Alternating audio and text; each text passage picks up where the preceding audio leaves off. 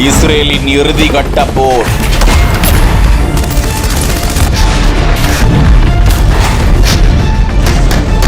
எஞ்சியிருக்கும் மக்களையும் சுற்றி வளைத்து நிற்கும் பேரதிர்ச்சி.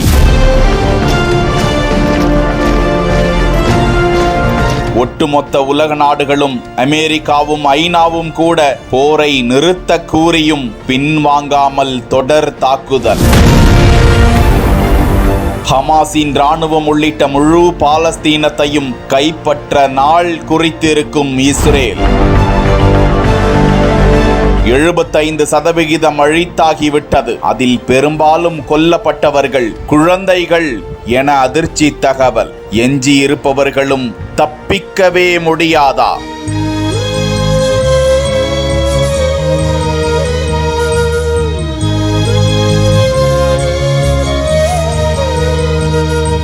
இஸ்ரேல் ராணுவம் தாக்குதலை தீவிரப்படுத்தியுள்ள நிலையில் கிழக்கு ராஃபாவில் இருந்து ஏராளமானோர் தங்கள் உடைமைகளை ஏந்தி கொண்டு சுமை வாகனங்கள், கார்கள், கழுதை பூட்டிய வண்டிகள் என தங்களிடம் உள்ள அனைத்து வகையான வாகனங்களையும் பயன்படுத்தி பலர் நடந்தே பல இடங்களுக்கு சென்று உயிர் பிழைக்க தவித்து வரும் காட்சிகள் எல்லாம் 2 தினங்களுக்கு முன்பாகவே வலைதளத்தில் பரவி வருகிறது. காசாவில் உள்ள மக்களுக்காக நிவாரணப் பொருட்கள், உதவிகள் செல்லும் முக்கிய வழிபாதையாக அமைந்துள்ள கிழக்கு ராஃபாவின் எல்லை பகுதியை இஸ்ரேல் முழுமையாக ஆக்கிரமித்து விட்டது. இந்த நிலையில் இந்த போர் குறித்து இஸ்ரேலின் தேசிய பாதுகாப்பு ஆலோசகர் டிசெச்சி ஹனஜிபி அதிர்ச்சிகர தகவலை வெளியிட்டிருக்கிறார். நாங்கள் இப்போது 2024ஆம் ஆண்டின் 5வது மாதத்தில் இருக்கிறோம். இராணுவத்தையும் அதன் அரசாங்கத்தையும் ஒட்டுமொத்தமாக அழிக்க தங்களுக்கு இன்னும் 7 மாத கால அவகாசம் இருக்கிறது என கூறியுள்ளதாக தகவல் வெளியாகியிருக்கிறது. ஆனால் இஸ்ரேலின் இந்த கோர தாக்குதலுக்கு அதன் நட்பு நாடான அமெரிக்கா மற்றும் ஐநாவும் கடுமையான எதிர்ப்பு தெரிவித்திருக்கிறது. ஆனாலும் பின்வாங்காத இஸ்ரேல் தனது முழு பலத்தையும் பயன்படுத்தி தொடர் தாக்குதலில் ஈடுபட்டு வருகிறது. இதனால் காசாவுக்கு நிவாரணப் பொருட்கள் வருவதில் கடுமையான சிக்கல் இருக்க உணவுப் பொருட்களுக்கும் வழி இல்லாமல் தடையாகி இருப்பதாக அதிர்ச்சி தகவல் கிடைக்கிறது. தற்போது இஸ்ரேலின் பார்வை காசா எகிப்து எல்லை ராஃபா என்ற பகுதியில் மக்கள் தஞ்சமடைந்திருக்கும் நிலையில் அதன் முழு கட்டுப்பாட்டையும் இஸ்ரேல் ராணுவம் கையில் கொண்டு வந்திருக்கிறதா.